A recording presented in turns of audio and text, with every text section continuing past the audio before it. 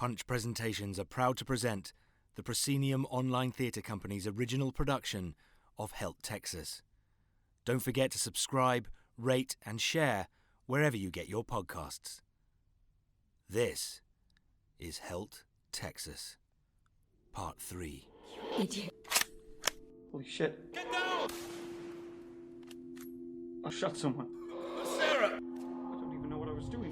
I was so angry and scared. And everything's so confusing. We're all trapped here and it keeps getting colder and colder and nowhere is coming from. Torbjørn! You idiot. I was going to shoot. You were aiming it at him! You idiot! My leg. I'm bleeding here. I can apply a tourniquet. Torbjørn, I'm sorry. I'm so sorry. Just go away, Arthur.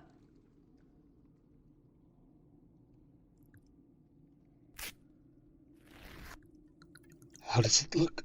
Let me clean it first. Looks like you were just grazed. I think you'll be fine. Fuck. Arthur. It was an accident. You know this. Are you ready for me to tighten this? Just do it. This will hurt. Do it. I'm sorry.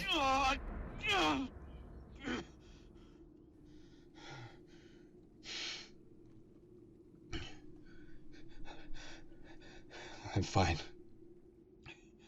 I hope you can still continue your research once we are rescued. I've come too far not to. Everything in my life has led to this trip. And my dissertation. My degree. I grew up with only my father. He said I could be anything I wanted to be, and I believed him. So I always knew I wanted to be a scientist. I've wanted nothing else. That's why I'm here. Oh, I mean, not here. Now. Of course not. Just so you know, I enjoyed our date. I thought we agreed that it wasn't a date. Norwegians have no patience for romance. You're more romantic than you think.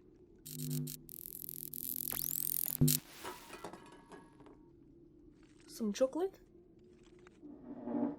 Please. Thanks for being kind to me. I'm not sure if I really deserve it. We all deserve kindness. And love. You will find yours in time. I hope so. No one earns love. That's a hard lesson to learn. Although it is easy to love Alexei. Alexei would have been the first in his family to receive a university degree. This was the plan, at least. Until I became pregnant and we eloped. Alexei's parents blamed me when he left university. He walked away from a full scholarship. This is embarrassing to say, but I look at Sarah, I see my own failures. To feel envy. Everything must come easy for her. Sarah's a scientist. She works much harder than she has to.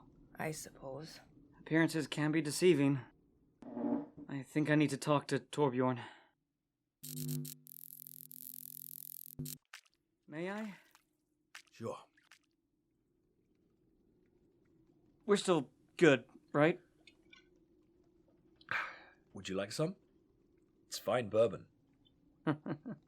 I would, but I'm still hoping we get out of here. Oh, I'm so sorry. No worries, we're good.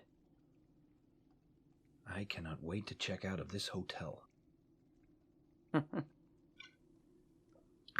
I never really thought about my life up till now, to question it.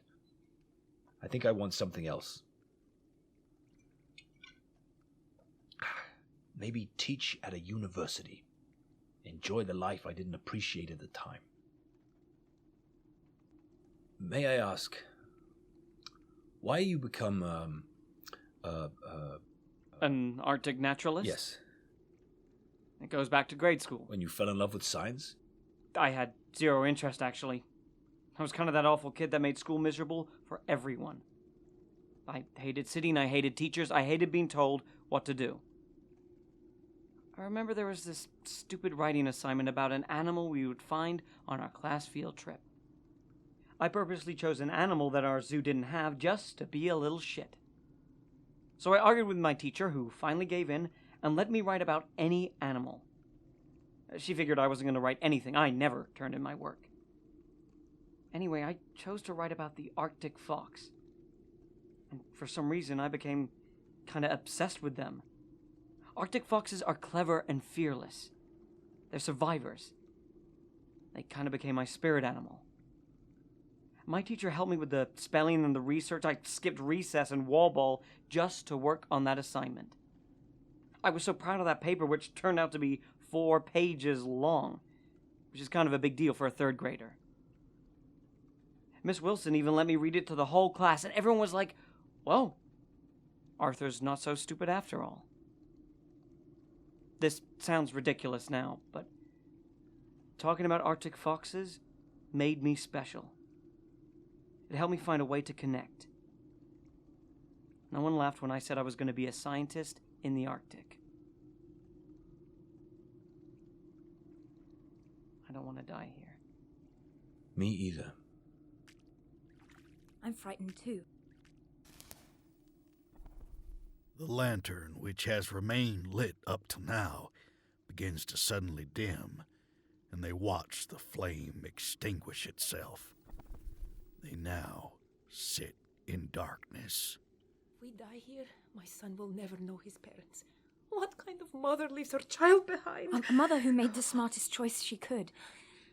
I know you will see your son again. Is always hope. And Alexei. Yes, hope remains. Alexei will be found, and he'll be fine, and you'll both be together with your son.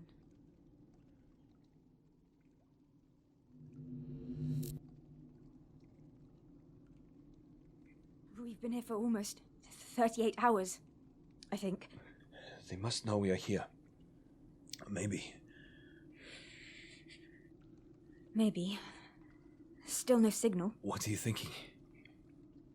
My father. Since I left for college, we talk nearly every day. He must be worried sick. I'm sure. I'm really all he has. My mum died when I was young. I don't even remember her, I guess. She was around my age when she was diagnosed with cancer. So young. My father never remarried. My grandmother told me he tried to date when I was small, but eventually he gave up. I guess he wanted to spare me another loss if it didn't turn out. I sometimes pretended I had a mother. I remember in elementary school, our class made Mother's Day cards and the students would present them to their mothers at an afternoon tea party. All the other girls had mums who baked cupcakes, chaperoned field trips, and read aloud on Fridays. I lied. I told the other girls that my mum was a very important businesswoman who was too busy to come to a silly tea party. I guess Miss Roberts overheard me and called my father. So he sat me down for a gentle talking to. It was the only time I've ever seen my father cry. And you never forget that kind of humiliation. He always said, we only get one great love. Maybe that's not true, because he poured all the love he had left into his only daughter. Perhaps I can meet him one day. If I die, I'm scared for our future.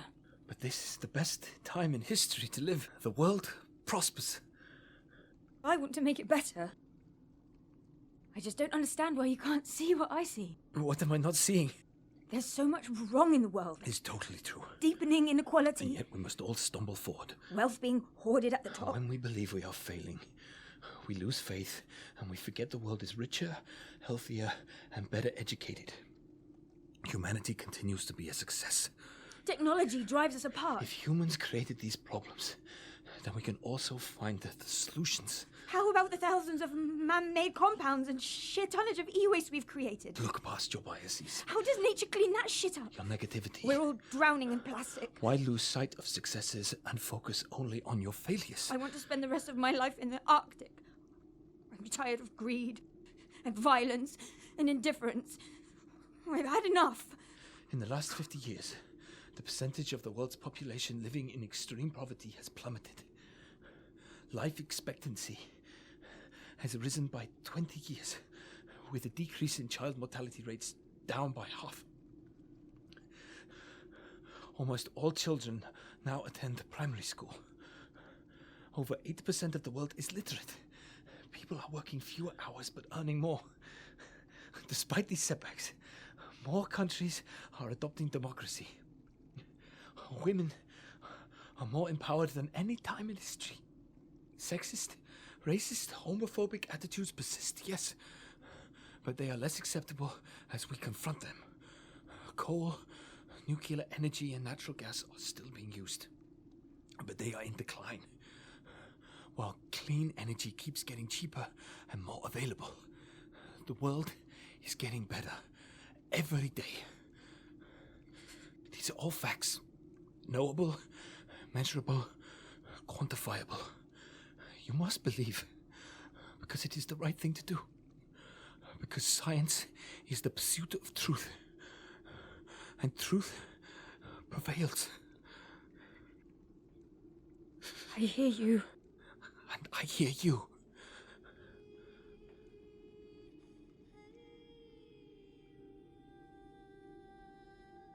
It's so cold.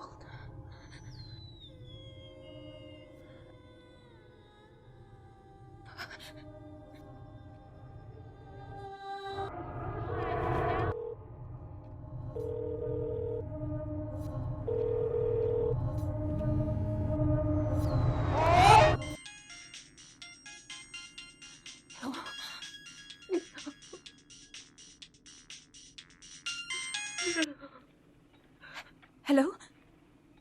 Hello? Yes. Yes. They know we're here. Alexei is alive. It's gonna be okay. Everyone in the city is helping out. Yes. Thank you. There are 4 of us. Yes. Only one of us is hurt. No. We're freezing, though. It's really cold. Yes. Thank you.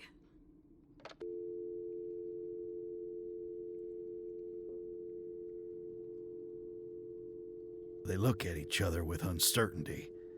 Perhaps they'll be saved in time, perhaps they won't. To be honest, I'm not sure how this story is going to end. Either way, I do know the world just keeps spinning.